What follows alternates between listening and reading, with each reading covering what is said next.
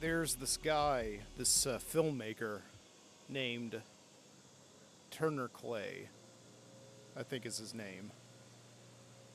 I don't think he ever says his name in any of these movies he's made, called The Blackwell Ghost. But you can see it there on Amazon whenever you order it. It comes up and it just says Director Turner Clay, starring Turner Clay, and like no one else.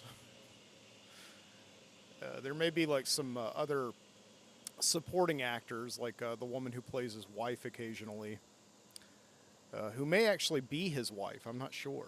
And there's some other supporting characters who play like I don't know, the son of a serial killer who's been dead for years, the mother of a girl who was killed by a serial killer. Yeah, they're just these actors, these supporting actors who were in this film series called The Blackwell Ghost, who are so good. You really do watch these movies thinking that they're actual documentaries. Yeah, but they're not, because of the fantastical supernatural stuff that happens toward the ends of these movies. But everything that leads up to them, the ends of these movies where like crazy supernatural stuff happens, is so real and so compelling that you have to think that, you know, maybe we are just living in one of many worlds. Maybe the supernatural world is not really supernatural, but we're the supernatural world to it, if that makes any sense. But yeah, these movies, The Blackwell Ghost, have been a fixture of my household during the summer for about the last 5 or 6 years. Usually a new one comes out almost every single summer. Sometimes it comes out during the fall or the early winter or whatever. Just whenever this guy finishes these movies, he releases them onto Amazon and like nowhere else. And he doesn't do any publicity for them. There's no hype behind them. The only way that you would just know if they were coming out at all is if you were just kind of streaming. You were filing past all the movies that you can stream on Amazon, and it just pops up. And it's always kind of a nice surprise, because these are indeed, I think, some of the best ultra low budget movies, found footage movies that have been made of ever. And up until really like very recently, nobody seemed to know about them. Nobody seemed to really talk about them. And then they've kind of suddenly started catching on. Like my wife and I were watching one of the most recent movie, The Blackwell Ghost 7, the other night. And it just ends with like kind of, it just says to be continued. All the movies end with to be continued. And naturally you're just kind of sitting there in a dark apartment, complete silence after the movie ends, and you're just like, well, when's the next movie coming out? And obviously you do what you always do. You go and Google to see what the, you go onto the IMDb to see what's going on with production. But you find nothing.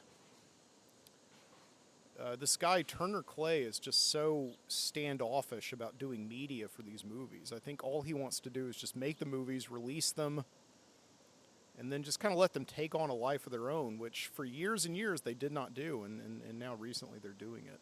People are wondering when the next one's going to come out, but of course he's not saying. And I like this guy Turner Clay in that fashion. I like the fact that he's just kind of this guy who makes these movies. He puts a lot into them, and he just lets people have them.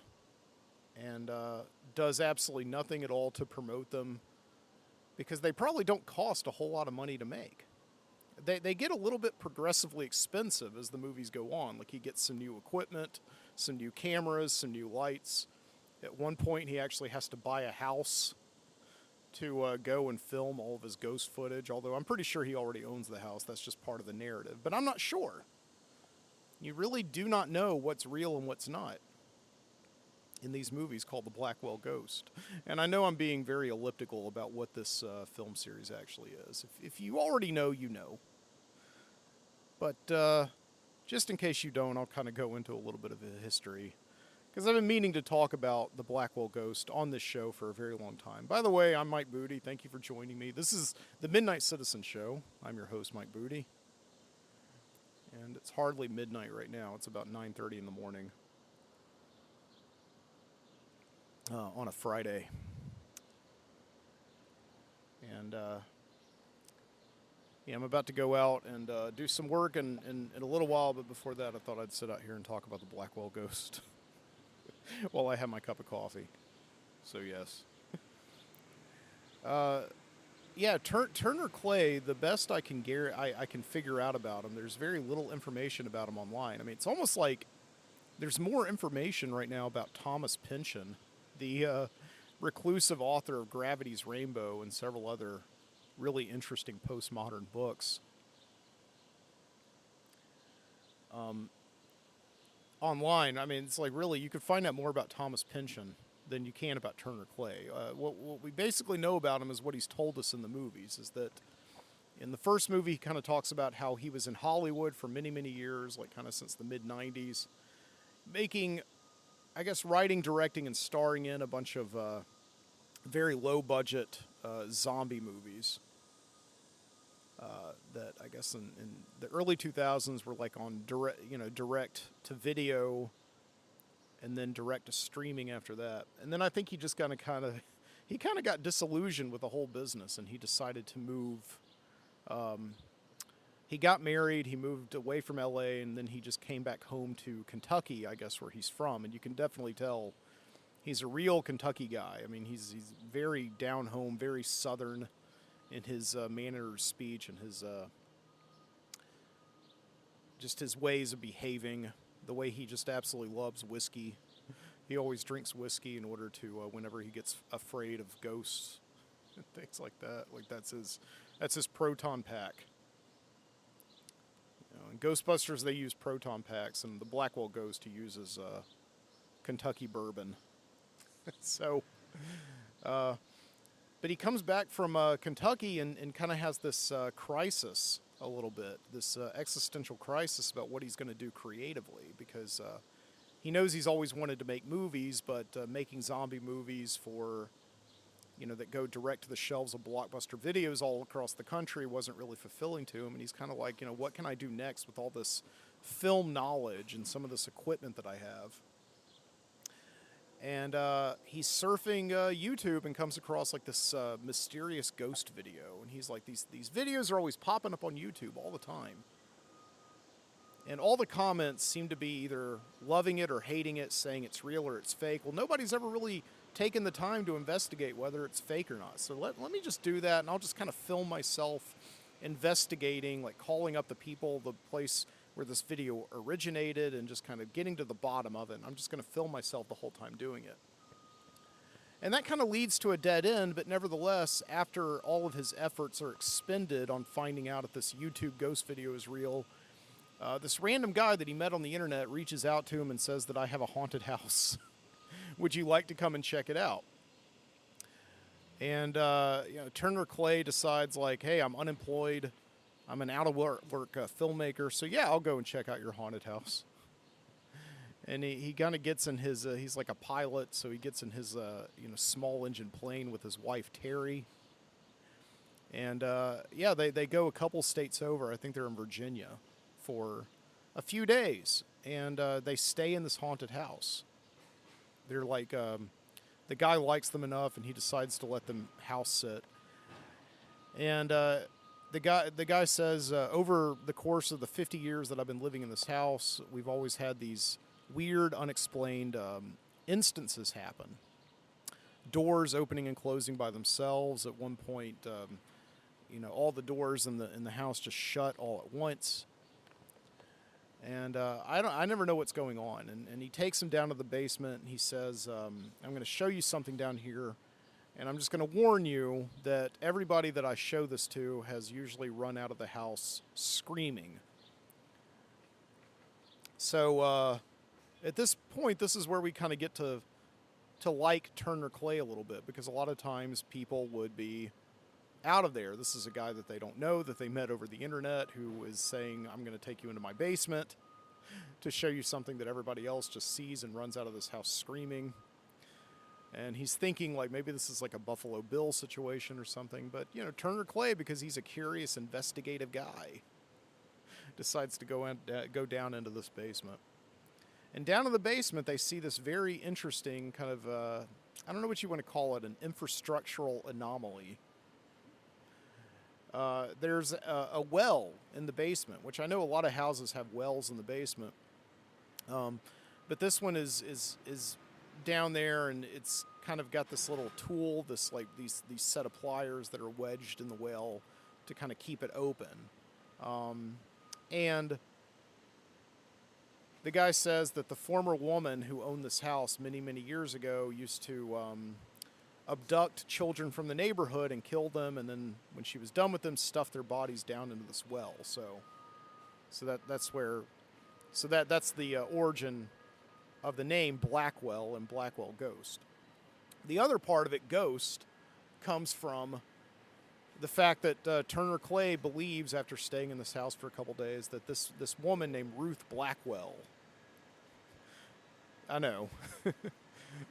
There's a black well in the basement. Her name is also Ruth Blackwell. So this is where the story gets a little bit ridiculous. But he looks up newspapers, and he believes this woman Ruth Blackwell is haunting the house because there's a moment toward the end of the movie, and all these movies kind of end the same way, with a very long shot that he takes himself. He has like a little camera, and he's kind of investigating, walking through the house, just investigating a series of noises and disturbances, before something scares him so much that he runs out of the house in terror and doesn't go back until the next movie. And I won't spoil it for you what it is, but the end of the Blackwell Ghost, it's very, very disturbing and very interesting scene. And I think what's so great about these movies,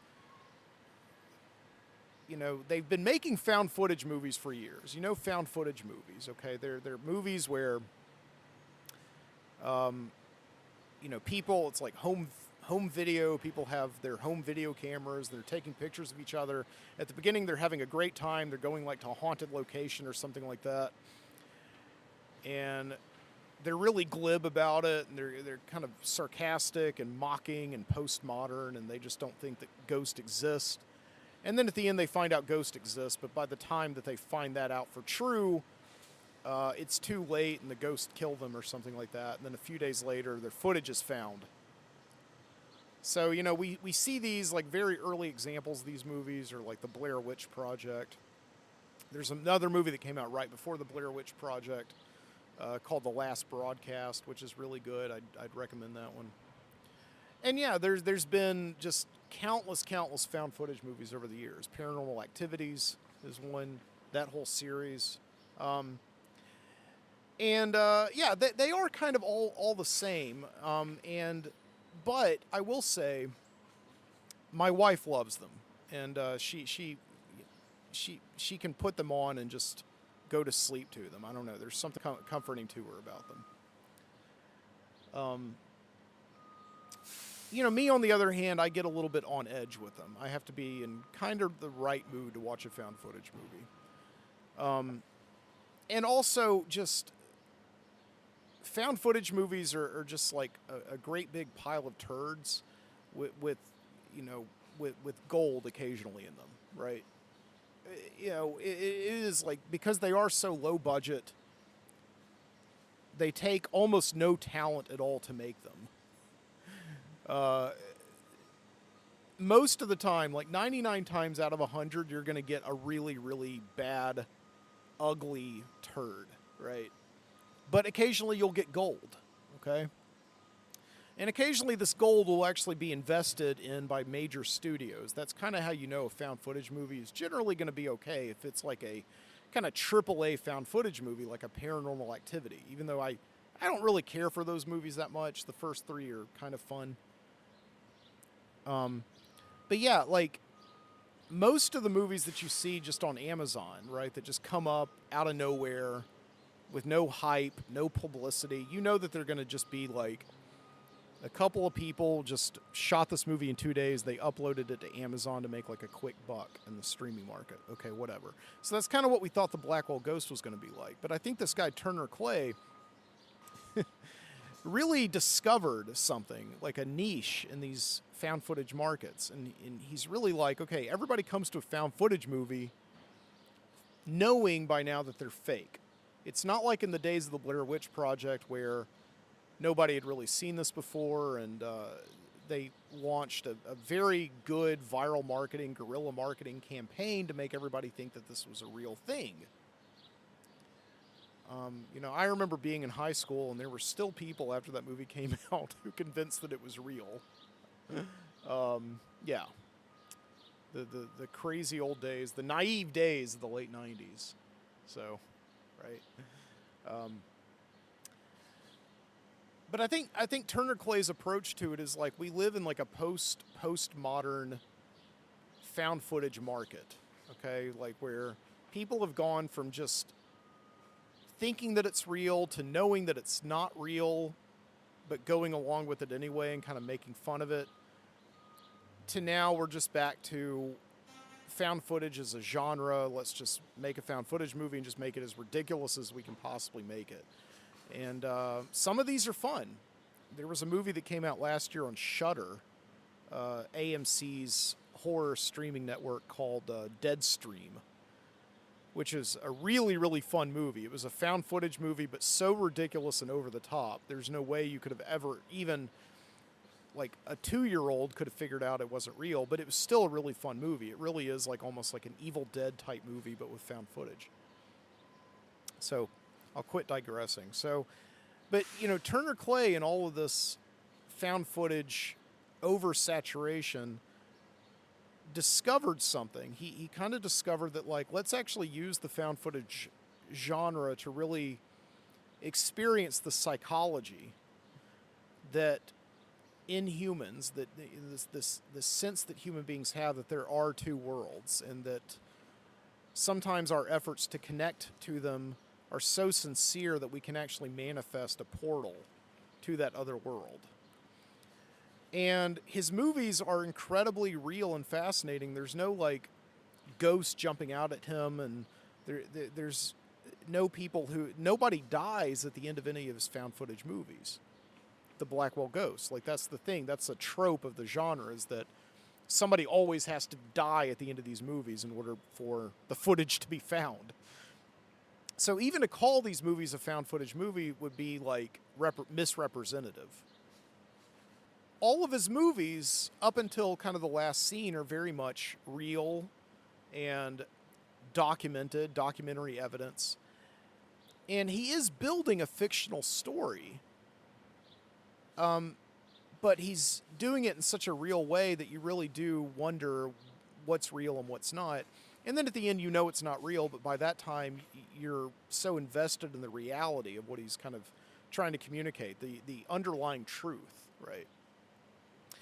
And I don't know if I'm explaining myself very well, but this is kind of the reason why, we love good fiction, because good fiction is a series of, invented circumstances with some kind of underlying truth behind them. So, I mean, even though this kid is not really traveling back to 1955 and trying to get his parents back together and all that, that's a fiction, but the truth behind it is still real.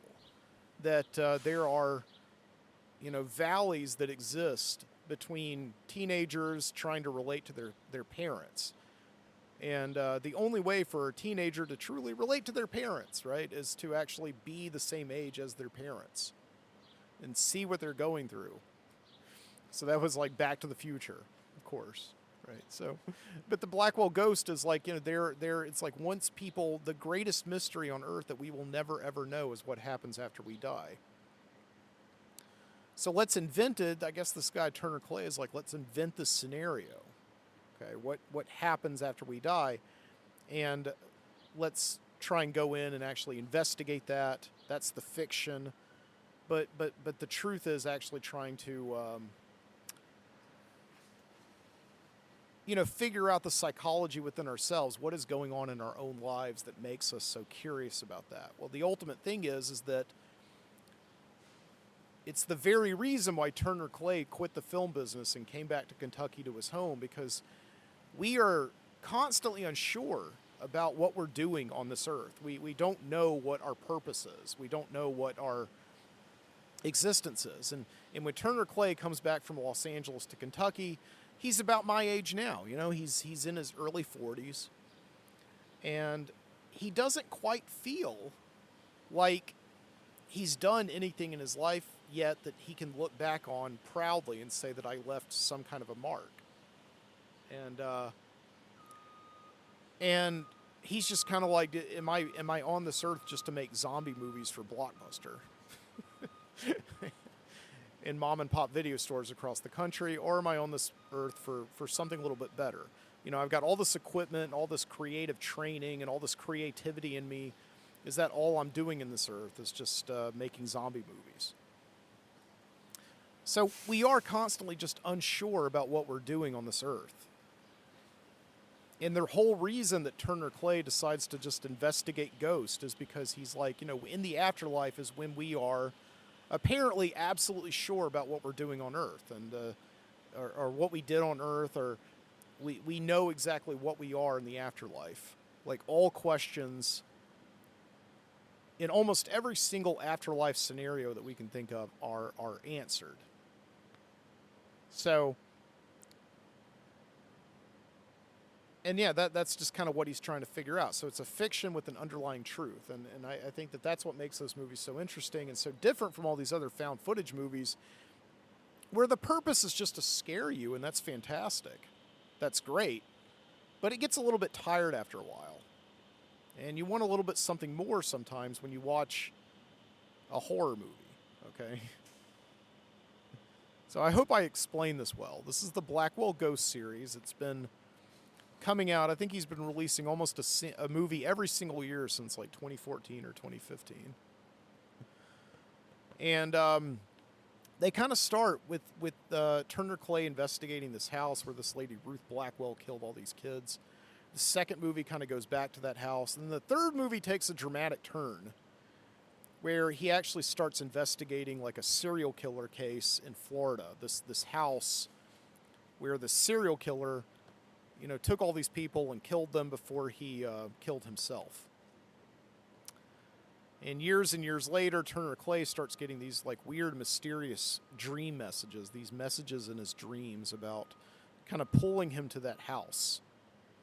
And so he goes down to this house in Florida, which is very unassuming. It's not like a big haunted house like you see in all these like great Victorian romances or something like that. It's just like this Airbnb ranch home on the side of this lake, just a very average Florida guest home. And he goes in there and kind of investigates and kind of starts to, over the course of the next few movies, uncover the mystery of the serial killer named Lightfoot. Yeah, these movies just do a very good job of convincing you that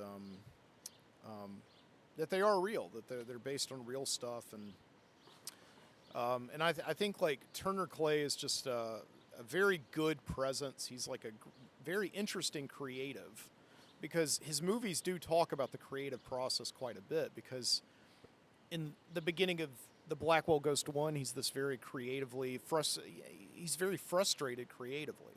He doesn't know what he wants to do. And I think that this is, anybody who's creative can kind of relate to this. Because what I'm doing right now, just kind of sitting out here in the back of my apartment building having coffee, it may not seem very creative, but it is. It's kind of an amalgam of a whole bunch of stuff that I've done in my life that have led me up to this point where I'm just like, I'm tired of working with people on creative projects. I just kind of want to just do something on my own. And that's why I started doing the Midnight Citizen podcast. So, and yeah, going back to what I was saying a really long time ago, and what I was only expecting to be like a 5-minute opening to this latest episode of the Midnight Citizen show, is that Turner Clay does these movies all by himself. yeah, occasionally his wife Terry hops in there, but his wife Terry is very representative of our loved ones who sometimes encourage us to be creative, but they don't really understand the links that we go to. My wife is not like Terry at all. She's very encouraging, but Terry is very much like that. So,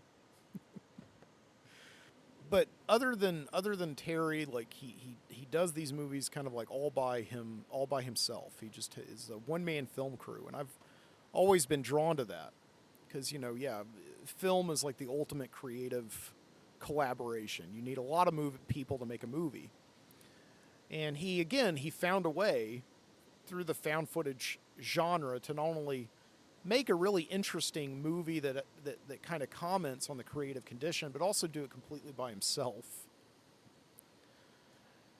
And reminds me of like another really interesting film that was also done completely by one person.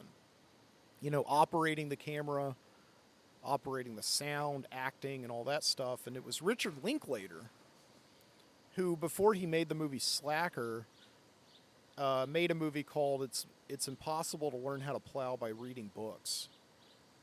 And nobody saw this movie, and it was unavailable for many, many years until they finally released it. The Criterion Collection finally released it in a collection with the movie Slacker.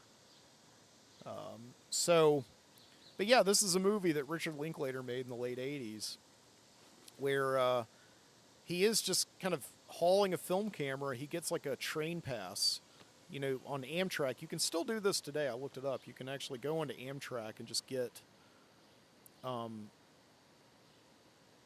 pass that allows you to get so many hop-ons and hop-offs throughout the United States. And so he buys this pass and just, kind of films himself in character traveling across the country. And it's very much exactly like the Blackwell Ghost in many ways, even though there's like no ghost and everything. But it really is just him trying to kind of figure out what he wants to do creatively. Yeah, because a lot of us, we're dropped onto this planet. We kind of get a few years of leeway where we can kind of do whatever we want. We can go and play and make mistakes with no consequences. And then eventually we kind of get trained, like at a job. We get trained to go out and do things, to go out and get a job and make our own money, and maybe we understand now how to live a little bit. We know how to go to the grocery store. We know how to go to the DMV, how the DMV works, kind of how the post office works a little bit. So we know all these things about how to cooperate in life, and then suddenly it just kind of stops for a lot of people. Like you know how to do all these things, and now all you have to do is just do them for the rest of your life and derive meaning from it. And so many people just can't do that. They just kind of end up their lives doing the same thing over and over again and kind of working toward things like retirement and all that. And I'm not at all, I know it sounds constantly on the show like I'm shitting on people who just want to retire and just go sit on a beach somewhere. Like, I'm not at all. I think that's great. But yeah, like for people like Turner Clay and people like Richard Linklater, these guys, I think, just get to a point where it's like, okay, I'm trained now. I don't want to just do that for the rest of my life. I want to actually, go out and make things that are interesting, right? And that's the creative temperament. And so, yeah, I think the Blackwell Ghost film series by Turner Clay and It's Impossible to Learn How to Plow by Reading Books by Richard Linklater are two incredibly interesting, completely solo directed movies with zero collaboration, thrown together by Scotch tape, that are excellent comments on the solo creative adventure, where you're in it on your own and nobody else is around to help you or guide you, and you're just kind of figuring out what you want to do by yourself, but filming it at the same time. Okay. So, if that makes any sense.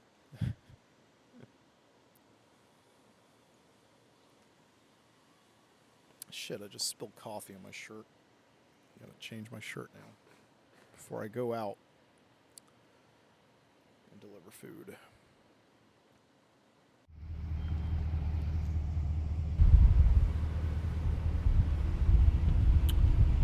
Out delivering for the lunch shift. Friday, so it's usually pretty busy. People are at the end of their week. They don't want to go out and get lunch. They just want to go into work and get it all done as soon as possible to get onto the weekend. Oh. Just went into a Taco Bell. One way to pretty much slow down your momentum when delivering food is to go into a fast food restaurant. It's usually pretty fast if you go into a place where people sit down and eat. But yeah, fast food restaurants. I guess it's just, I don't know, these days it's really hard to get people to work in fast food. It's such an unglamorous position. And really got to be very difficult to work in those restaurants. One thing I find is fascinating about fast food restaurants is, especially after COVID, so many of their cafes are closed. You have to go through the drive-through. Again, I guess that's just because they can't find enough people to work in these restaurants that they can either do cafe service or they can do drive-through service. And I'm expecting that also just these people who work at these restaurants don't want to have to clean the cafe, because that's like a lot of work, a lot of mopping, a lot of restocking. And so they just close the cafe, even though I guess they can probably service both. I don't know. I just went into a Taco Bell. Taco Bell is usually pretty quick. They're one of the good ones. Even though I cannot stand to eat at Taco Bell. But I don't mind delivering there because I know the food's always going to be ready. Just walk right in, pick it up, and go. It was crazy. I went to a Wendy's yesterday, and that's probably the worst of the worst fast food restaurants, other than maybe like Popeyes or KFC or something like that. Yeah, Wendy's was just completely gutted on the inside. Like even if you wanted to come in and order and sit down, like all of their staff, they were devoted to the drive-through, so they were helping all the people at the drive-through and occasionally coming up to help people in the cafe. And yeah, I was just like looking around, and like nothing in the cafe was stocked or working. There were like no ketchup packets, no mustard packets. Their Coke machine, which is one of those things where you push the button and it dispenses all sorts of kinds of Cokes, one of those digital Coke machines, was out of service, and it was just gutted. Like the parts, mechanics of it were just hanging out all over the place. This is the Wendy's across from the Sammy's strip club on Valley Avenue. And yeah, it was just depressing. It's so weird because a lot of these restaurants are like that now. I feel like more and more we're reversing our realities with video games. Like in video games, you used to be able to like drive around the city streets and you would pass all these facades for stores, but you couldn't go into the stores, right? They were just there for presentation to create a sense of reality. Couldn't go into stores like in real life. But now I feel like that's opposite, because more and more video games are allowing us to actually go in and explore the stores that we cross in city streets, like like you think of the Grand Theft Auto games or something like that. And now like you can't really go into many of the stores that you pass in real life. Like I said, a lot of drive-throughs are open, but you can't go into the stores. You pull on the handles and they're locked.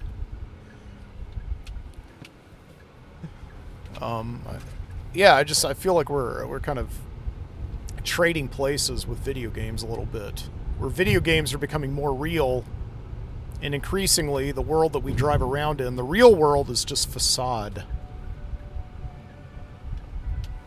I don't know. Explain that one to me.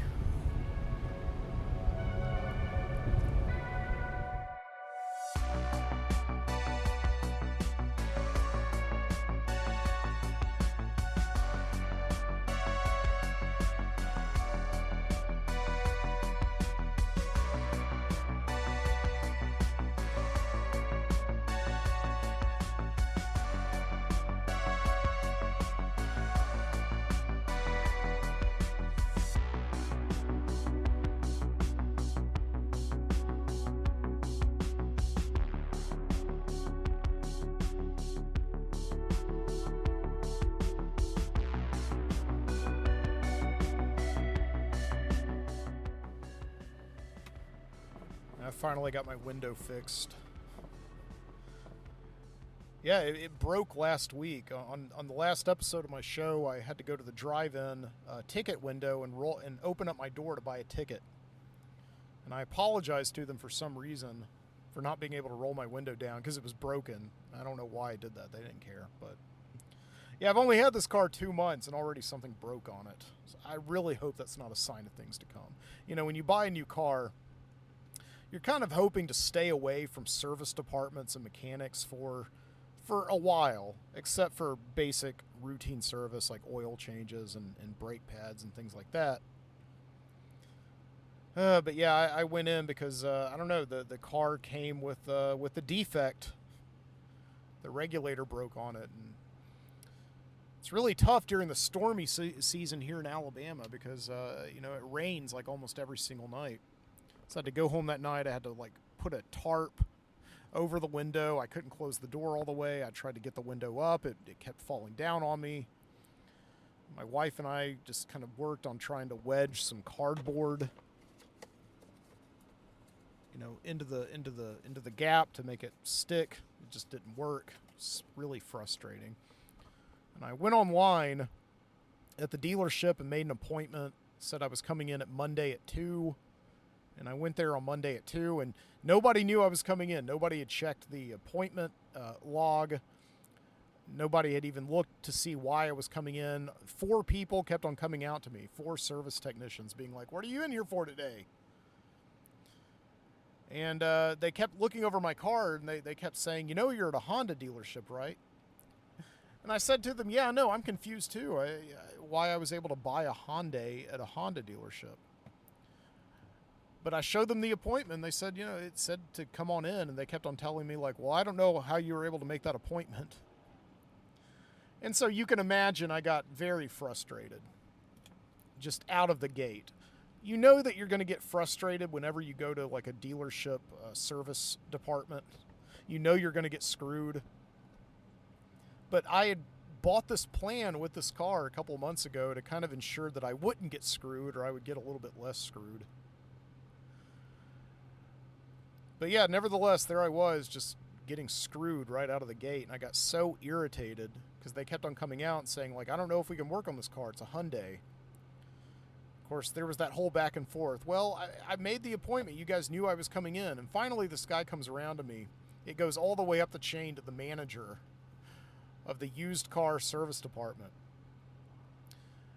And he was like, "Well, a lot of the guys here, man, they're used to working on Hondas all day long, but when they see a Hyundai or any other kind of make, they kind of freak out a little bit." I thought, man.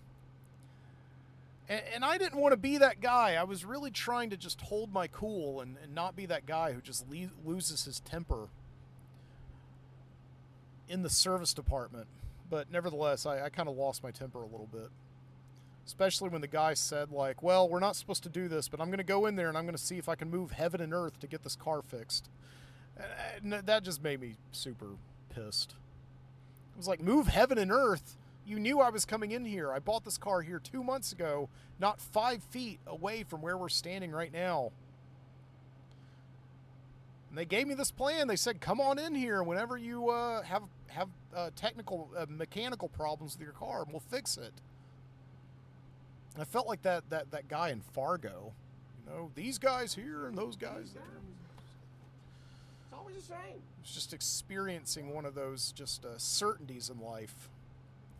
Sitting in a dealership waiting room, not having any idea how much I'm going to pay for something, not having any idea when it's going to be ready or when it's going to break again.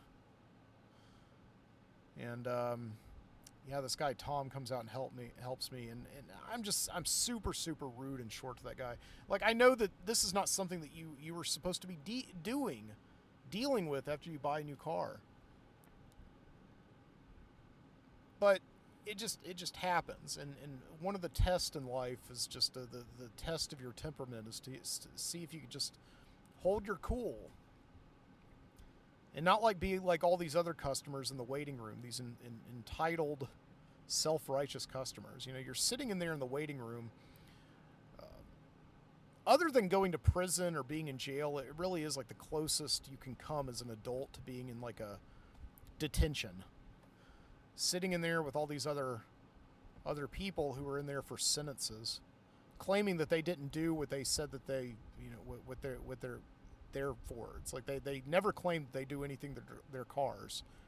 You know, it's always a manufacturing defect, or it's some kind of error that the service department made. It's never their fault. And I got to look and both of them go. Now, why they took them both out, I don't know. But I came back up here and they had to go over in parts and get me another, which mine were chrome. And the ones they got me were black, you know. Just sitting in there, like listening to all their stories. There's one guy in the waiting room who kept talking about how he had stood up to the mechanics, saying that what's wrong with my car is your problem, and you're going to fix it, and you're going to pay for it. And I was sitting in the waiting room for an hour, and different people kept on cycling through, and he kept on telling them the same stories. And he was always the hero of the story, even though somehow he was the one sitting in detention. So yeah, I didn't like it, but I was super rude to this guy Tom, the manager who helped me out, who finally decided to say to me, just go in the waiting room and we'll see what we can do. I'll move heaven and earth for you. I'll see what I can do. And I was like, just, okay, fine, move heaven and earth. Even though you knew I was coming in, you knew my appointment was there, you just for some reason decided not to look at it. And I'm a complete surprise to you right now. So I'm sitting there in the waiting room for a while, and I'm kind of cooling off. My temper is just slowly cooling off. You know, I've got free coffee in there, free Coca-Cola, free chips. I'm doing some schoolwork on my computer, and just kind of cooling off and listening to all these self-righteous customers talk about how it's never their fault. It may not be their fault, but they're just sitting in there, and they can't talk about anything else except how they're all getting screwed, because that's what's brought them together. You know, it's like the Breakfast Club or something like that. And it just gives me a little bit of perspective, right? Like, these people in the service department probably have, other than fast food, like some of the most unglamorous, thankless jobs, right? Like, I know people always talk about how teachers have very thankless jobs, but there's occasionally, I think, some reward in it. I don't know if there's any reward in it for somebody who works in a dealership service department. I could be wrong, but listening to all these people and their collective irritation and hatred for the people who are out there working in like 95-degree heat to get their cars fixed. I mean, there's nobody else to be mad at, so they got to be mad at somebody. So it just kind of cools me down and gives me some perspective. And finally, this guy Tom comes in and he says, like, listen, man, I'm sorry that we didn't look at your appointment form, and it wasn't like I had to move heaven and earth for you or anything like that, but I was able to kind of order the part, and we're going to fix your window temporarily. We're going to wedge some stuff in there to get the window just to stay up so your car doesn't get rained in. And come back in 2 days. That's when the part will be in, and we'll get it fixed for you. And so I shook his hand, and we were cool. And over the next couple of days, he called me a handful of times, just letting me know where the part was. He was like my personal UPS tracking number. And I always thanked him. And sure enough, the part came in exactly when he said it was going to be. I waited as long as he said I was going to have to wait. And I was actually kind of looking forward to going back into the waiting room because it was an expected time. It was an expected problem now. I also knew exactly how much I was going to pay in the deductible. Ended up paying like a little bit less than he said and waiting a little bit less than he said, so it was fine. And my window works now, and hopefully that's the last I'll see of Tom for a while. Even though it was genuinely kind of a nice experience, even though I am now out working right now to kind of try and get back some of the money that I spent. And I just got an order from Chick-fil-A. Another restaurant, kind of like Taco Bell, that's always really fast, in and out. In and out. Came up here and just waited for another order in this gigantic parking lot up here on Grants Mill Road, where you got a lot of these secondhand stores. And I was remembering that about 12 years ago, there was a gigantic like recreation center in this parking lot. Most of it was a zip line. They built this gigantic zip line in the middle of this parking lot. And kind of expected it to be a big hit because, like I was saying a couple of episodes back, zip lining was a really big deal. It was like a trendy thing to do all over America around 2012, 2013. And I worked on a zip line at a park where there was shade, not like in some kind of unshaded, gigantic behemoth asphalt parking lot. And yeah, sure enough, it's not here anymore because zip lining was definitely a trend, and then it just kind of people stopped doing it because it's kind of like once you do it once, it's kind of over. But yeah, I remember the zip line came up to that parking lot, and the people who managed it started poaching the people who worked with me at the zip line out at the park. And one of the guys I worked with, indeed, like actually went to manage it for a while. So it got very nasty in the competitive ziplining industry. And then just it went bust. And like I said, the zip line I used to work at has not been open since before COVID. I don't know if it'll ever open again. All the platforms and the zip lines are still out there, but I don't know if they're ever going to open it again.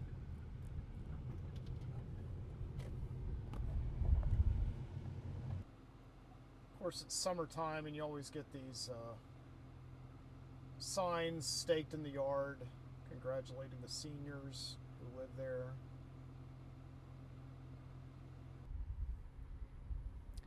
And then in just a couple of weeks, it's going to be like class of 2026. Kids just entering high school. The cycle starting all over again.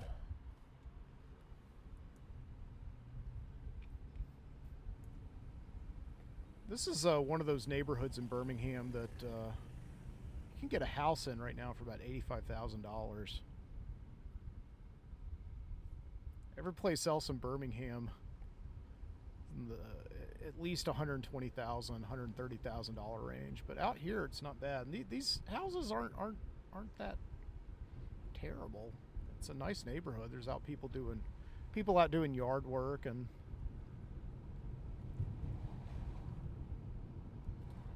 I think sometimes just people assume that the further away from like the city center you get, or places where there's not like grocery stores, like Publix or something like that, like nice grocery stores,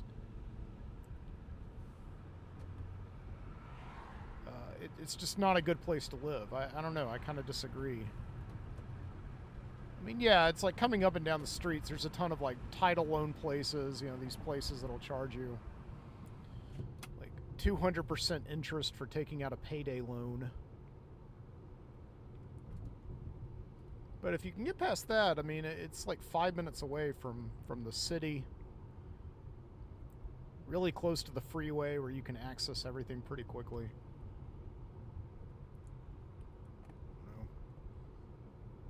I could see getting a house in a place like this. Places that aren't gentrified yet. There's a Piggly Wiggly I just passed.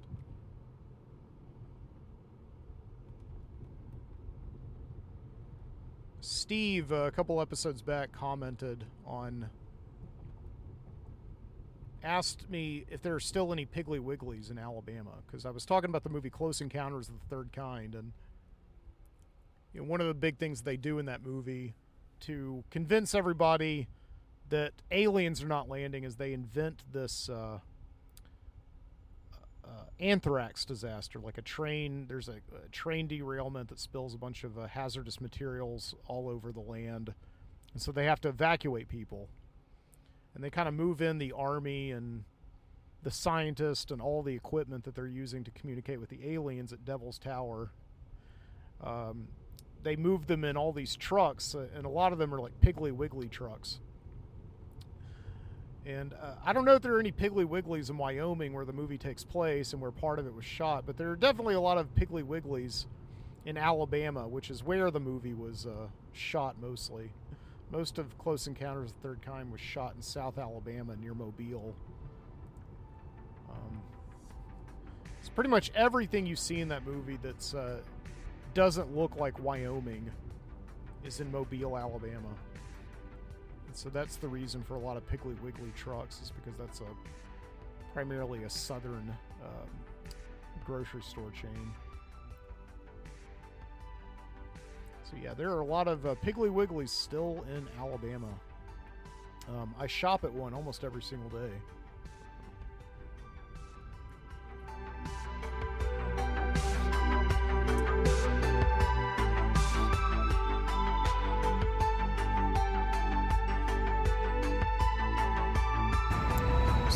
Back to Taco Bell.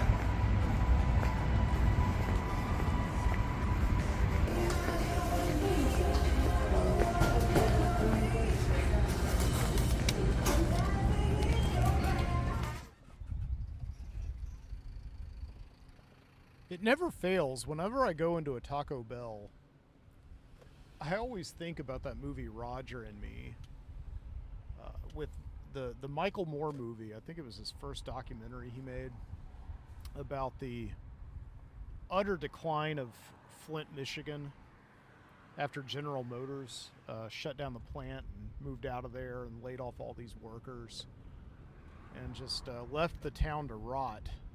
And ever since then, Flint, Michigan has kind of been the just the poster child of utter urban decay and just America's post-industrial wasteland. I don't know. But yeah, in that movie, after all these auto workers are shut down, they start just going to work for the fast food franchises in town, and they go into a Taco Bell. And they interview a manager there who's this is in the 80s, and the manager is just so incredibly proud of his job, working and managing a Taco Bell. Fast food is one of the most stressful environments because there's the demands on you. Fast food does demand a fast pace because we want to try to present a food item within so many seconds if we can do it.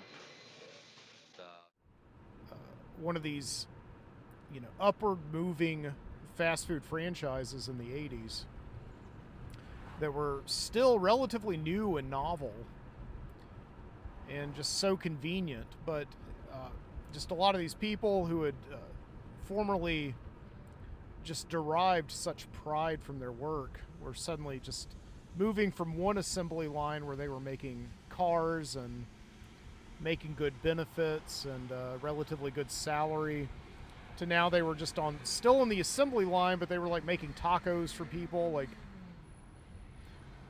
rather than making something that was people were going to drive in and derive their own sense of pride from and be in for years and years, as it would, just driving their cars. Suddenly they're making things for people that they eat and throw away in like 5 seconds. like this taco I just picked up from somebody. And the manager at the Taco Bell in that movie is just talking about how all these auto workers are coming to work for Taco Bell, but they only last a couple of weeks because they can't keep up with the pace. Because assembly work, some of it's easy. It depends on what you make it. This here Taco Bell, every day is a new day. Every time you turn around, it's a different challenge. You're kind of going like, I don't think it's that. I think it's just they just don't want to work in fast food. They don't want to see all of their work be just eaten up and thrown away in 5 seconds. Just this disposable fast food. And it's a very depressing movie, Roger and Me. I can't watch it anymore. It's there's a little bit of entertainment value that you take from it, because Michael Moore, whether you like him or not, is a good entertainer. But the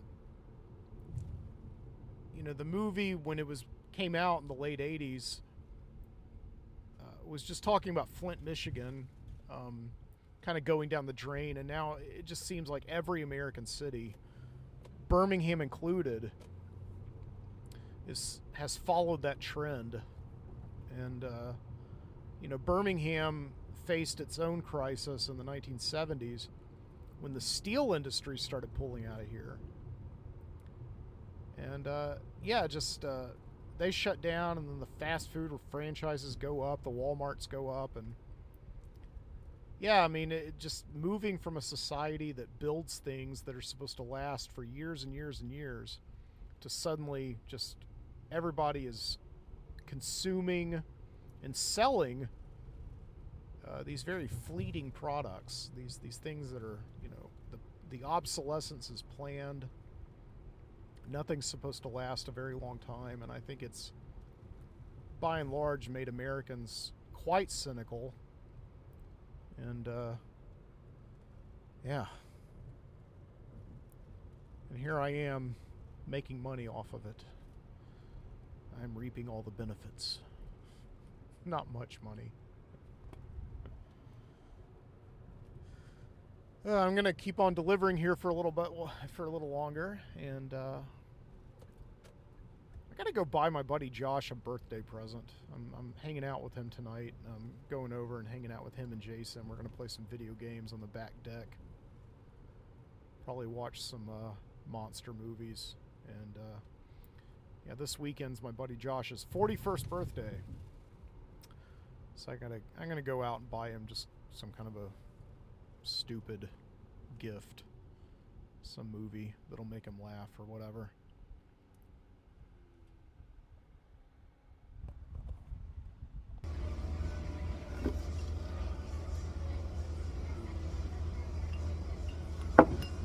So it was very hot outside, and it just kind of got to me, so I decided to dip in someplace where I could be kind of cool for a while.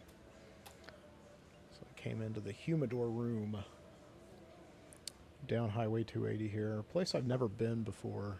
People have kept trying to get me to come for years because they're like, oh, you like whiskey and cigars, you should come to the humidor room.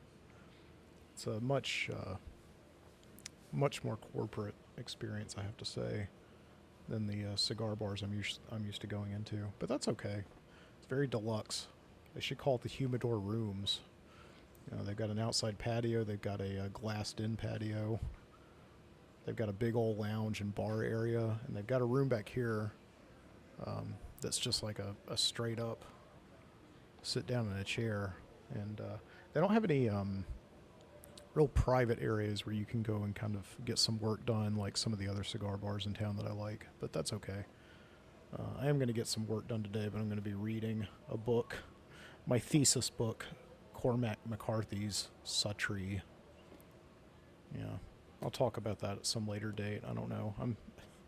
I'm just reading it right now. I'm too exhausted to talk about it in any depth. But I am working on my thesis for my graduate school master's degree. And I am writing about Suttree by Cormac McCarthy, this sprawling, big southern novel from the 1970s. So, McConaughey Watch 2023. Yeah. As I've mentioned before, this is the summer of Matthew McConaughey in Birmingham, Alabama. He's down here in town filming a movie. They're not announcing where he's filming it. You only know where he's been once he's been there. The other day, I think he was filming at Legion Field downtown. Yeah, I'm only mentioning this just to say it's always very funny when a movie gets filmed here in Birmingham, because the local news, the press, they just go crazy for it the most Philistine way possible, making us just seem like a bunch of backwoods rednecks. There was there was an article in the newspaper the other day that's like, Hollywood comes to town. Ever wonder what it's like to be in a big Hollywood movie? We interviewed a couple people who were extras. You know, just that kind of thing. Whatever, it's okay. We're not used to Hollywood movies here in Birmingham, I guess. But yeah, Matthew McConaughey has been filming a movie down here in Birmingham, a movie that we know is called The Trials of Amaziah King, which sounds pretty good. It's like a kind of a southern crime mystery, almost like the book that I'm reading for my thesis, Suttree by Cormac McCarthy. I love that stuff. I think it'll be good. Yeah, the other night, my wife Jessica got hired to go to the studio, like a production studio down the street, because she's an actress. Got hired to go down to a production studio down the street the other night and do some effects test on a green screen for this guy who's making a documentary.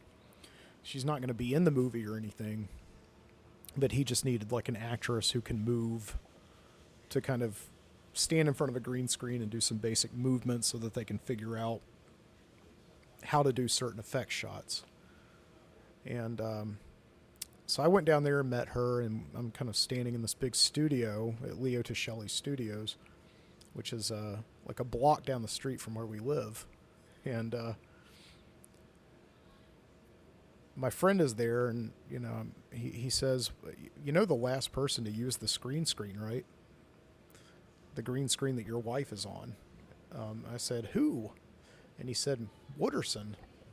And I had to think for a minute, Wooderson. Oh, Matthew McConaughey, because he played that character Wooderson in the movie Dazed and Confused. Yes.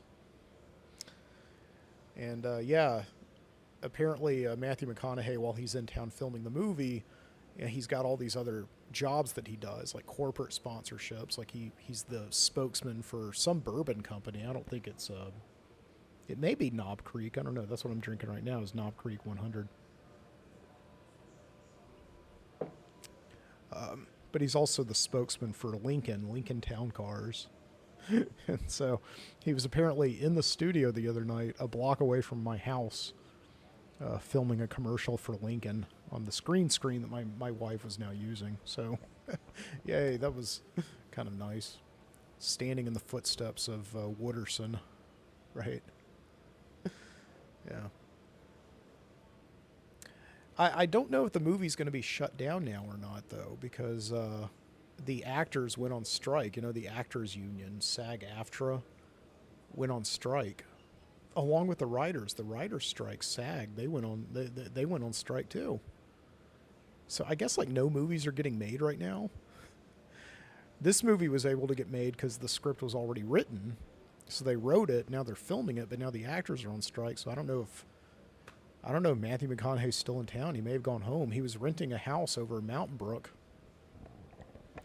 and was kind of setting up shop here for the summer, just like a temporary Birmingham resident. I think there was a story in the paper that he had enrolled his son in like a football camp here at one of the local community centers.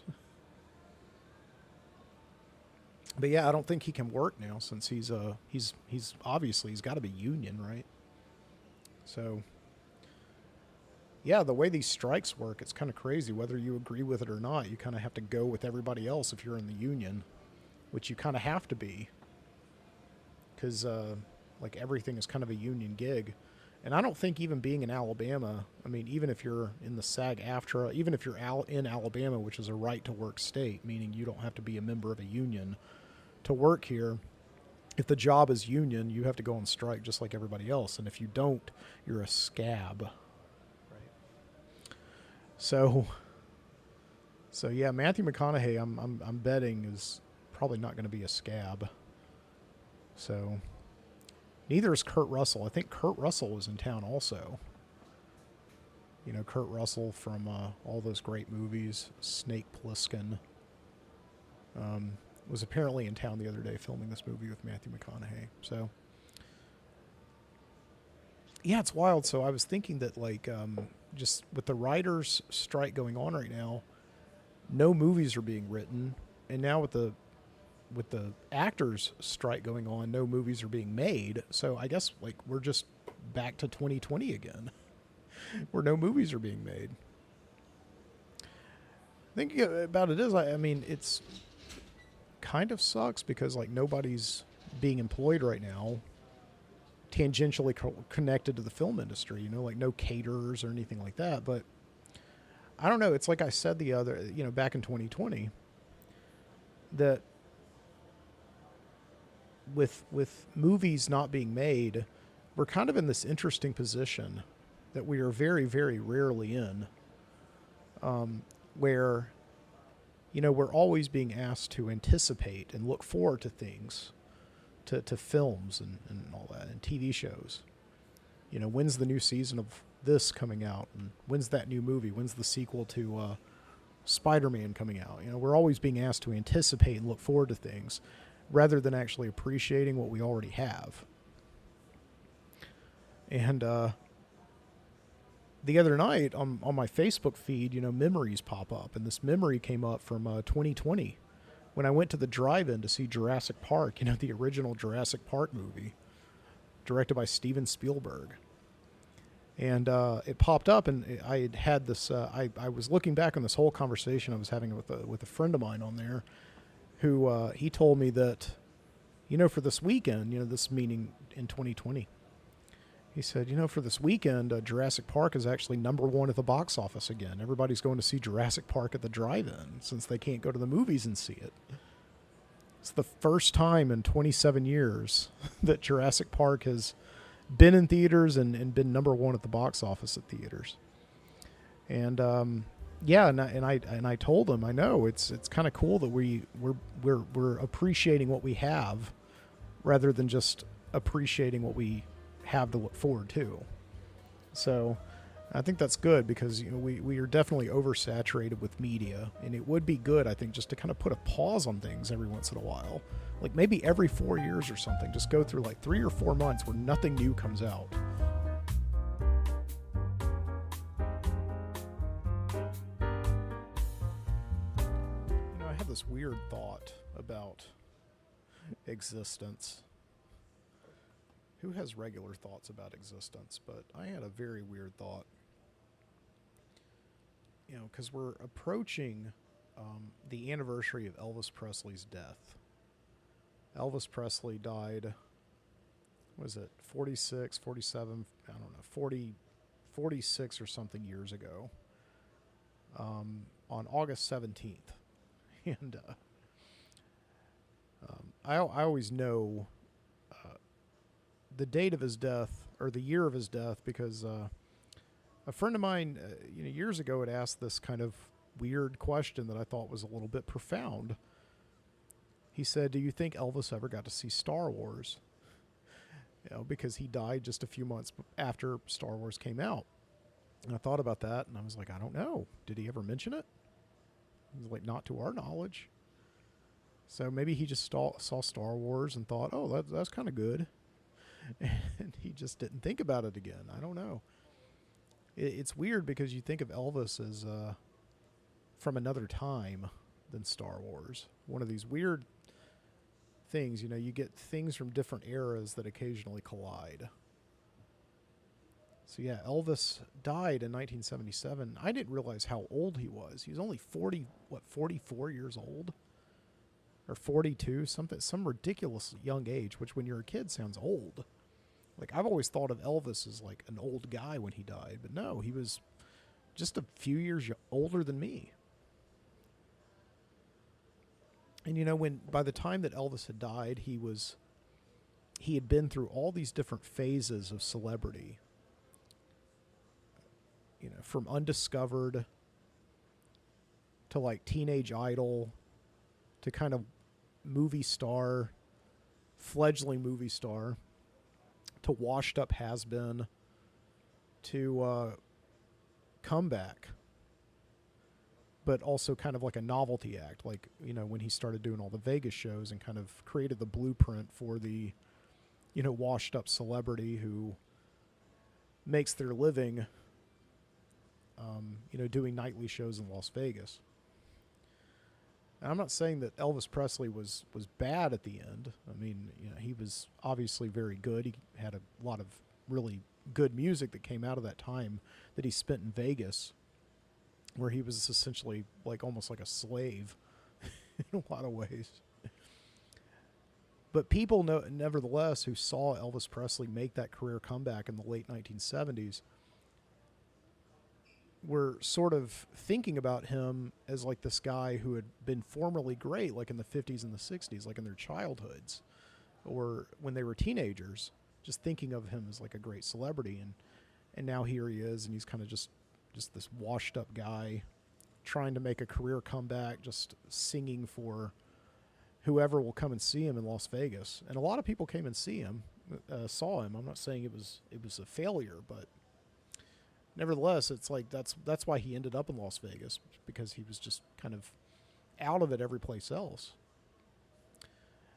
And a lot of celebrities are like that. They kind of go through these phases. And I was thinking the other day that, the average life of a celebrity, not like an actual life, but the real life of a celebrity, when they become famous to the point where they kind of become not so famous anymore, they become washed up, they become a has-been, or they're just not interested in celebrity anymore, and they like retire from the business or something like that, and they go do something else.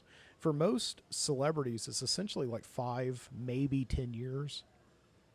That's how many years most celebrities are really, are in the spotlight. And anything that they do kind of after they're like mega famous is just kind of treated as like an afterthought, like an afterglow. Even if you think of like Bruce Springsteen, for instance, whether you like his music or not, Bruce Springsteen really had about 10 years of major celebrity. From when the Born to Run album came out in 1975 to Born in the USA in 1985. And then he starts going off and doing more or less like kind of experimental or smaller stuff. And then in the early 2000s, he's kind of back with the E Street Band. They're still releasing albums, but it's nowhere near what it was like, during Born in the USA. So celebrities are kind of like that. They sort of have like 5 or 10 years where they're just in the spotlight and everybody's kind of looking at them. And then after that, I guess they want to go and try other things. So they may not be washed up or has-beens in their own mind, but in the minds of maybe former fans or the minds of like the news or something like that, they kind of are. They're just not as newsworthy anymore. Okay? And in a lot of ways, they kind of fade out of the public consciousness to the point where they have to make like either a career resurgence of some kind, like maybe, like they were in a lot of really good movies in the 80s, and then they just kind of did fledgling B movies in the 90s, and suddenly they come back in a big, auteur director's film, and they get nominated for an Oscar or something like that, like Mickey Rourke or whatever. Or, they get cast by filmmakers who were kids when they were big stars, who are now making movies. This girl who was an extra on the set of that Matthew McConaughey movie the other day, who got to meet Kurt Russell, said, I'm a big fan of the Marvel movies, and it was so great to meet Star-Lord's father, or whatever. You know, I would never, ever think of Kurt Russell as, like, just being in a Marvel movie, but apparently he is, and that's how young kids know him. You know, but for guys like me, we know him as, like, Snake Plissken, or we know him as Captain Ron, or something like that. You know, back in the days when he was actually a pretty major celebrity. So I'm kind of getting around to this point that regular people are not like that. You know, people who are not celebrities, right? We kind of go through our lives doing either one thing on and on and on, or we do multiple things at multiple times, like celebrities do.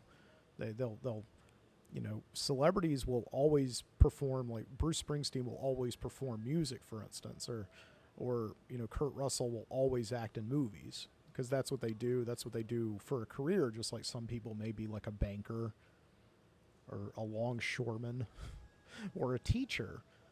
You know, they'll just have careers. But in terms of celebrities, you know, they have like career highlights that everybody pays attention to, and then nobody does anymore, yet they're still out there doing the same things. So it's weird just being like an ordinary person because you never really think that, you know, your life peaks at a certain point. Like you have a career highlight where you peak. You know, you just kind of like, for most people, just sort of do the same thing, and you have really good days sometimes, and sometimes you have really bad days. If you have a bad day, nobody like writes up a news report about it, telling everybody how much you suck. Or, you know, encouraging everybody to cancel you or something like that. If you have a really good day, it's not like you get awarded the Oscar or anything. Yeah, you may get an award at work or something like that. But yeah, it's like, it's weird because we live in a world like that. And, you know, nobody's out there writing a blog about like you. It's like, oh, you know, Mike, he was so great when he was, you know, teaching for 5 years. And then he just stopped teaching, and now, I don't know, he's doing this like weird experimental thing where he's going for a thesis and writing about Cormac McCarthy books. Like, we don't really know what he's doing. He's just, you know. So we're not interested in him anymore. Yeah. Yeah, it's very odd, and just, we always kind of look at celebrities as just being these, I don't know, that's like the closest that we can think of in America to like royalty in a way, because we don't have the whole monarchy. You know, we look at celebrities as just it's like when Matthew McConaughey's in town, it's like the Queen is visiting a country of the Commonwealth or whatever. It's like everybody just kind of wants to get a peek at Matthew McConaughey or Kurt Russell or somebody. And, you know, people talk about them. People, like, I was in Savannah one time, and there was a big ruckus on the street. And I found out it's because Adam Sandler was outside filming a movie. And everybody was going outside shouting Adam Sandler lines from his movies at Adam Sandler. It's like they just couldn't get over it. It was such a big deal. But it's so funny because it would be like the equivalent of people shouting your major accomplishments at you, things that you did like 25 years ago that you have like no memory of or something like that really stuck in people's mind. It's like, it's funny. I don't know if this is making any sense at all. Yeah. Yeah, but it is weird because we always think of celebrities as more or less pretty weird people. You know, if they want to stick to themselves, have their own private lives, we think of them as weird for some reason. Even though that's something that we get to indulge in all the time. Nobody gives a crap about us most of the time. We get that luxury. But when celebrities want the same thing, we don't like that. So...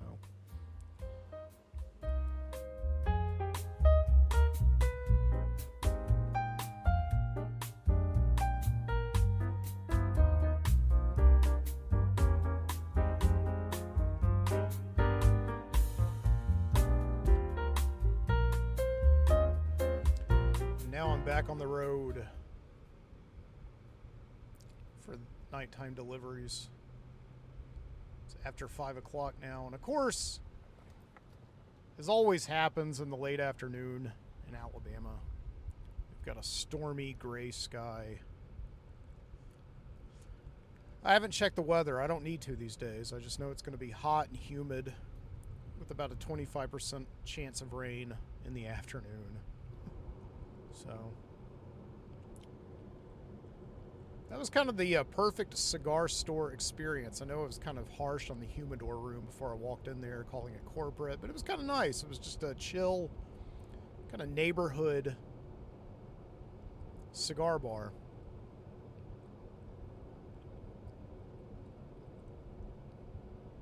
I got to talking to some guy out there before I was recording, or after I was recording. I was reading a book, and he asked me what I was reading.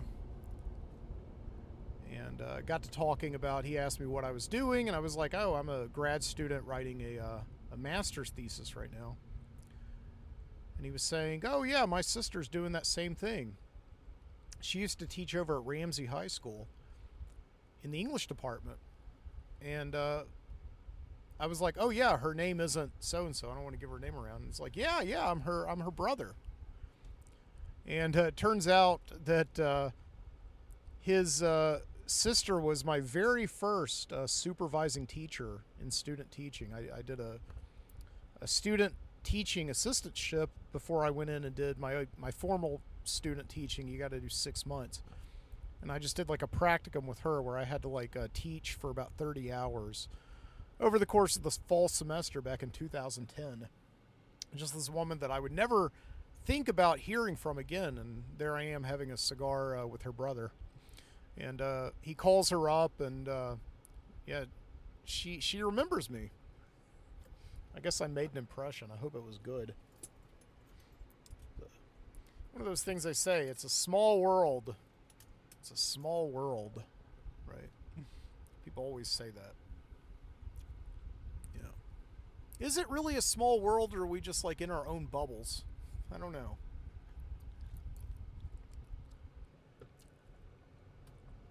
I do remember being in line for a ride at Disney World back in 1991, and my mom was eavesdropping on this conversation this lady was having in line ahead of us, and noticing that she was saying a bunch of the same names that my mom knew, and they got to talking. Turns out they were second cousins. So, yeah. I don't know. Disney World's a pretty common place. You would expect people to run into each other all the time there. So I don't know. Is it a small world?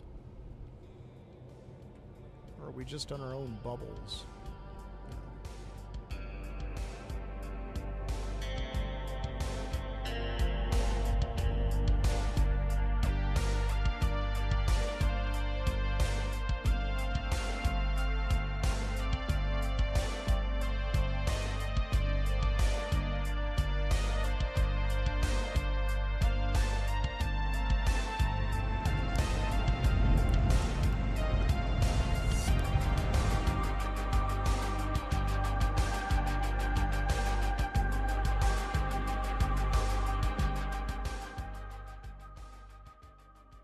So, you guys, the most amazing thing just happened. This does not happen very often at all. I just had to pick up a pizza from Salvatore's. And while I was picking up the pizza from Salvatore's, I got another order that told me to go to Moe's before I dropped off the Salvatore's pizza at a customer's house. So I had to go to Moe's, and they were like, welcome to Moe's. And while I'm in there waiting on a burrito for another customer, the Salvatore's customer cancels their pizza, leaving me with a free pizza. Oh, that's fantastic. Look at this. And it's a freaking extra large, too. Extra large pizza on a Friday night. I didn't have to pay for it. Look at that. Look at that. Not only that, but on top of that free pizza, I also get some lasagna and Lay's potato chips. Oh, man, that's nice. Look at that. I think this is lasagna. Yeah. Oh no, it's not a lasagna, it's a calzone. Although I think that's ham and pepperoni, which I don't really dig. That's okay. It's free, I'll have it.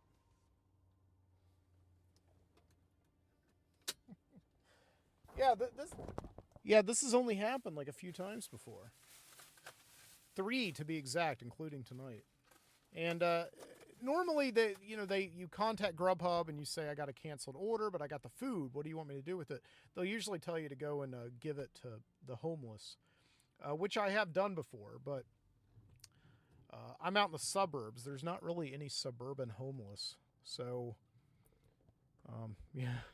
So I guess it's mine. And that's good because I'm very hungry tonight. And going over to my, as I said, I'm going over to see my friends Jason and Josh later. And wouldn't you know it, they like pizza too. So I'm definitely going to be keeping that. So I don't know why the guy canceled his order. I was very close to bringing it to him. I guess he just got a little bit impatient or something.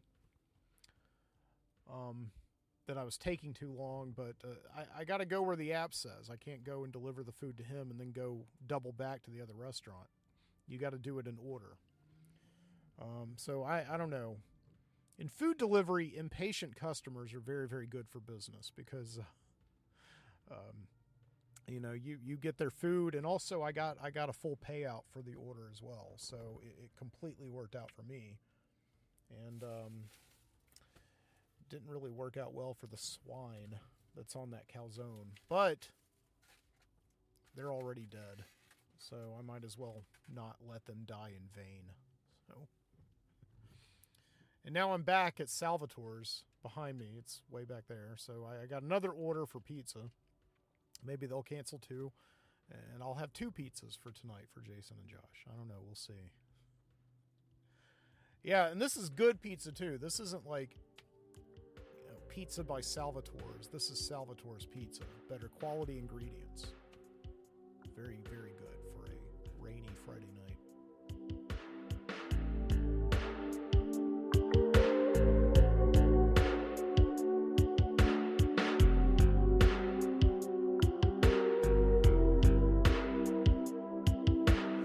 $74.16, 74.16. 16. No. 74.19. Thank you. Oh, thank you. Yeah, good day.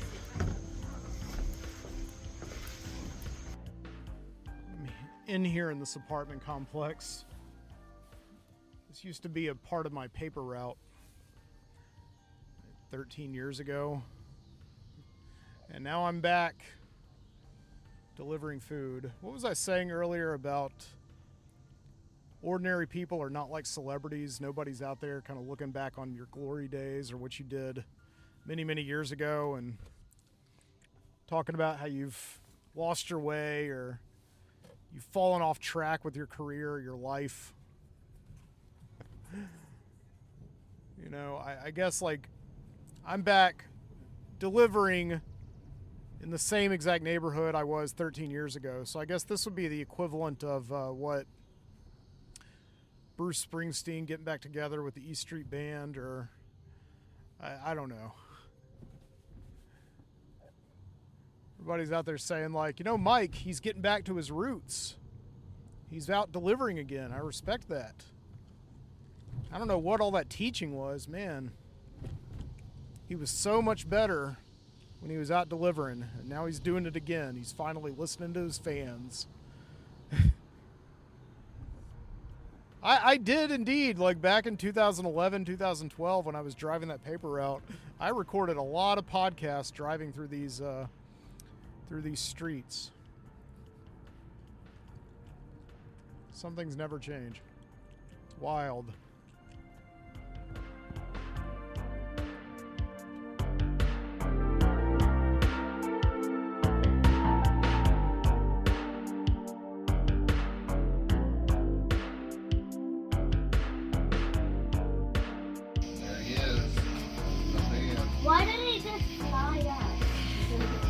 dramatic effect. There he is. He was just like, oh.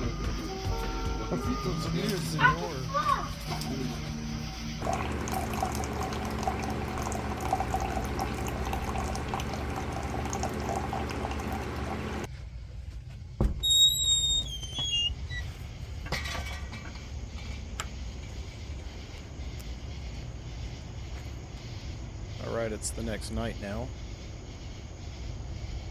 It's Saturday. It's been so long since I've actually recorded a Midnight Citizen podcast on Saturday night. Many, many years ago, I hoped that that was my slogan. I put it up there on the website, the banner, the Facebook page for all to see. The Midnight Citizen for Birmingham, Alabama, every Saturday night. That was my plan. To be regular, to let people know where I was. Hopefully people in Birmingham would actually have an interest in one of their natives kind of going around the city and saying what they thought about it all.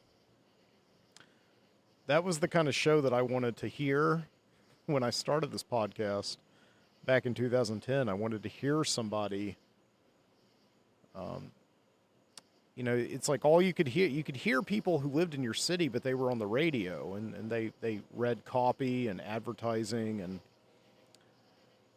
they just weren't very interesting. They told you about the weather, but they were bound contractually to not really talk about anything else that you may find interesting about your city. So, I started doing this podcast, and ever since then, I've had a few people, from Birmingham, kind of get in touch with me saying, "Oh, that's interesting. I know exactly where you are this week. How great! Like I was there right next to you." Like I posted a home movie on YouTube of a fireworks show that I went to on the 4th. And somebody commented on the YouTube page. They're like, "Hey, I was right there with you. I didn't know that you were there." Because, you're a stranger. So, yeah, I just always thought that would be kind of a cool idea for a podcast. Do one that anybody else in the world can hear. But more than anything else, it's for people who live in your neighborhood. And I haven't really had much success with that. And I think it's because I just haven't been living up to my promise of doing one every Saturday night. It gets tough. It's very tough to do that when you're not making money at doing something. I'm sorry to say, it really is. You got to do other things that kind of keep you alive, that make you money. That's just the way kind of it goes, I'm sorry to say. But I am trying to do this show frequently and just finding new ways to do that. One way is just to, rather than do an entire show in one sitting like I've always kind of done, just try and get more comfortable with the fact that I'm just always coming and going, and I should just pick up the recorder and just record whenever I can. Record the Midnight Citizen podcast whenever there's a chance, whenever there's some availability, and just kind of scotch tape it together there at the end of the week and put it up there for people. And that's just kind of what the plan is right now, and I hope you're okay with it. If not, I'm sorry. Eventually, I hope to maybe get back to doing some studio shows where I'm just actually sitting in the Midnight Citizen studio and just doing like a good old-fashioned night radio type broadcast. But for now, this is just how it's got to be. So, and I am filming everything. I'm on YouTube. Have I mentioned that yet? I've every word that I've said on this here episode, I've filmed myself saying it. So it is on YouTube. I started editing the show earlier tonight, putting all the audio clips together with the video, and so you can watch it on YouTube. You can watch me drive around the city and deliver food or sit in a cigar bar. You can watch me, like right now I'm sitting back where I started the show yesterday morning. in the back of my apartment building in this little like makeshift patio I've kind of set up for myself. So, with a lawn chair and a coffee table next to me and a cup of coffee. So you can hang out with me here on a Saturday night. Yeah, there you go. So, anyway, I hope your week's been going well. And yeah, I was planning on finishing the show last night, but as I said, I ended up going over to my friend Jason's house. I met him, and I met, as I said, my friend Josh, who was having a birthday this weekend. And we were all getting together to just play some video games. You know, Jason's the movie guy. Josh is the video game guy. I guess I lean more toward movies, much more toward movies. I just video games is never really. I enjoy video games, but I just never grew up playing them in the way that Josh did. But yeah, Josh brings over all of his video games and all of his old school video games. His Nintendo, Super Nintendo, Sega Genesis emulators, I guess. And we also play some new games as well. And last night, Jason's sister Shannon was in from Los Angeles. And along with her two kids. So Jason's nephews were there. Jason's like nephews who were elementary school aged. So yeah, we three guys, me, Jason, and Josh, were there on the back deck playing Mario Party. Super Mario Brothers Mario Party. And the kids came back and asked if they could play with us, and we kind of begrudgingly said yes. I guess we'll let the kids play the video games, whatever. So, yeah, this is just like the weirdest thing because, yeah, I don't know, man. Like when I was a kid, it just seemed like my dad and all of his male friends, you know, when they were adults, they kind of went out and, you know, did adult things like or you know, like my dad never played poker, but they would watch sports or they would barbecue or whatever. And I guess those adults still do that today.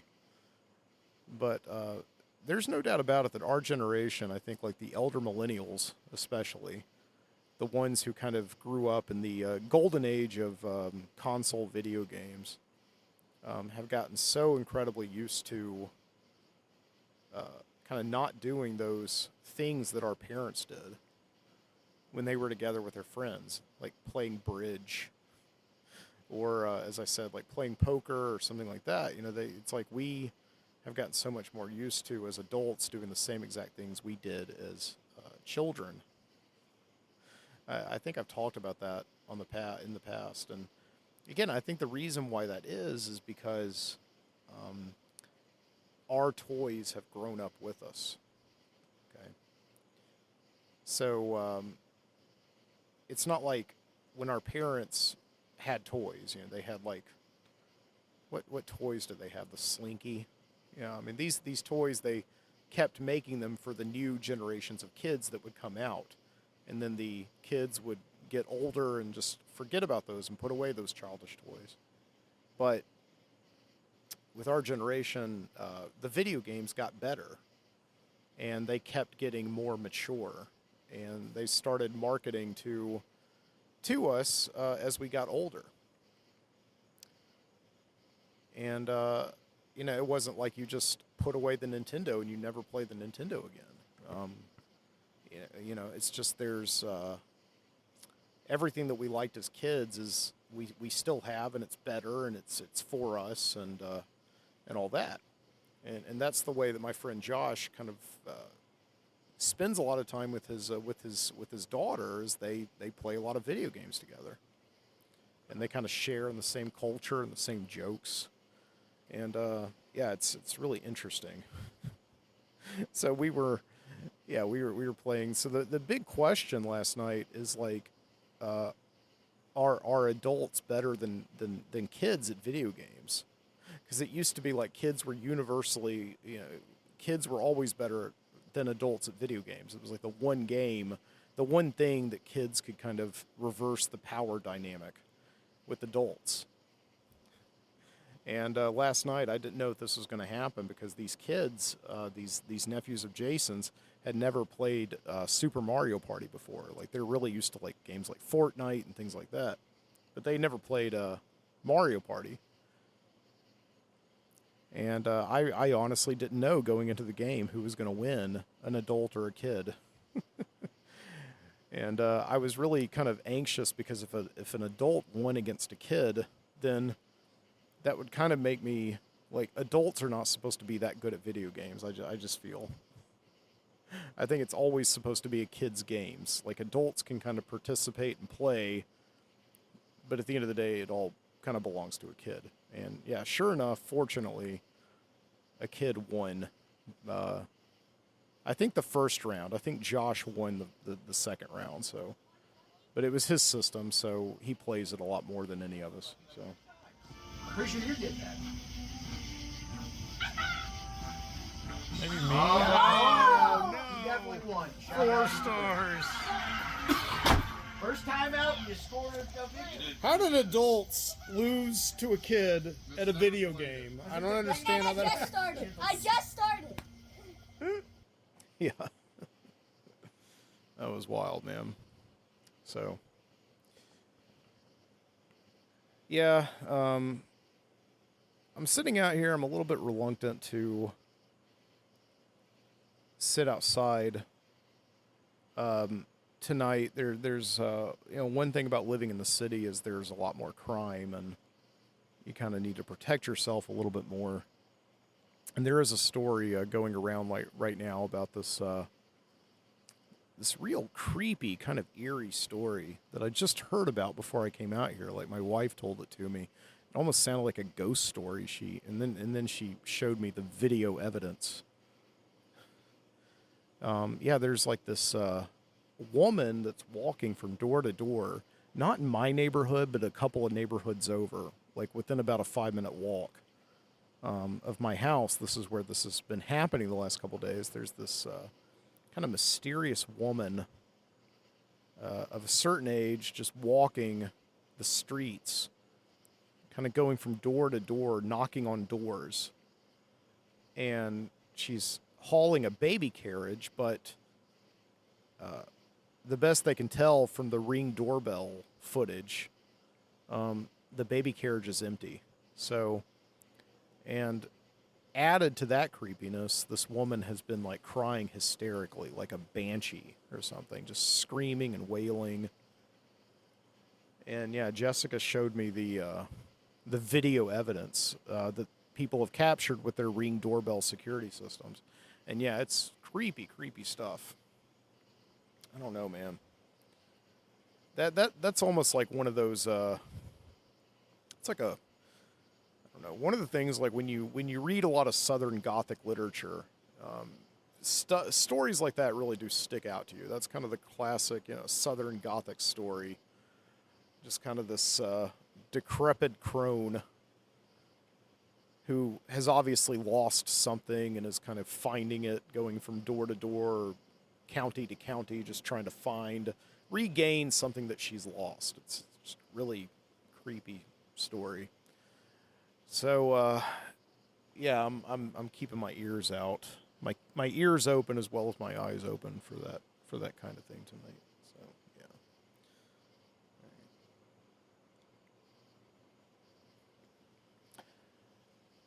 yeah.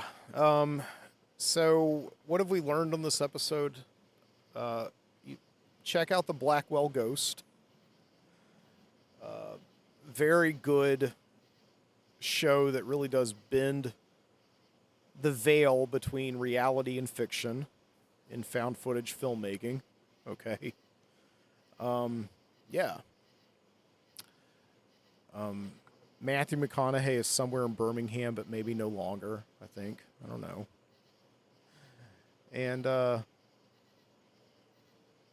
And yeah, remember that, keep doing new things in your life.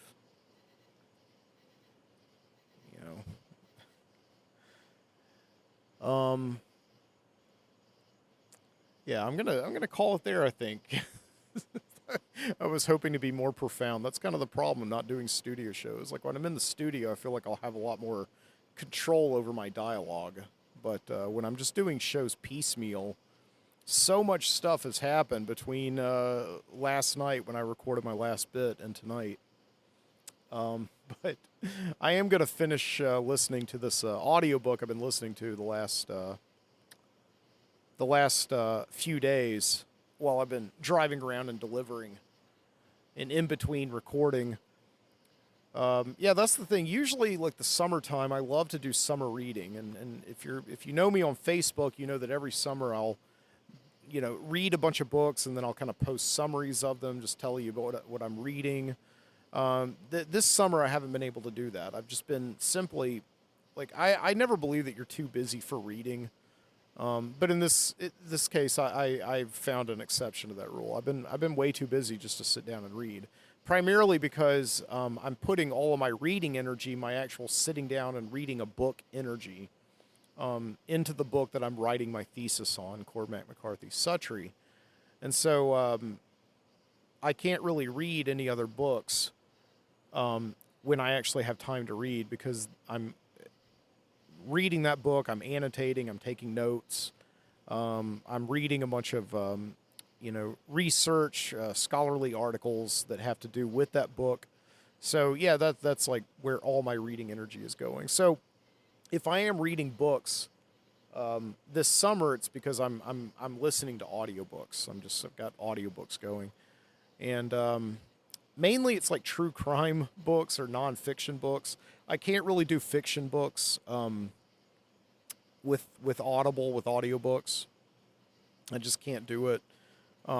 Just following like a narrative, a story is something that I really have to actually be physically involved in, like reading the actual words. But when it's nonfiction, it's just kind of like I can kind of go in and out of the story. It's not like, yeah, it's I don't know why. I don't know. I can listen to like a lot of true crime because it's just, especially if it's like books that I've actually read in print before.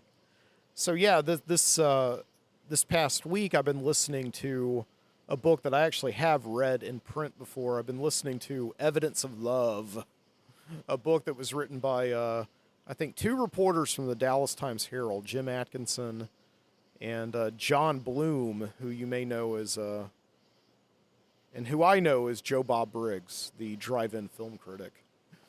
Yeah, when John Bloom was an investigative reporter at the Dallas Times-Herald in the 1980s, he kind of created this drive-in film critic named Joe Bob Briggs, which he's now become incredibly famous for. Like, he was pretty well known in the 90s, but in the past few years, he's been reviving that act and hosting horror movies every Friday night on Shudder. Last night when we were on the deck playing video games, I had him on my phone. He was like hosting the movie Alligator with Robert Forster.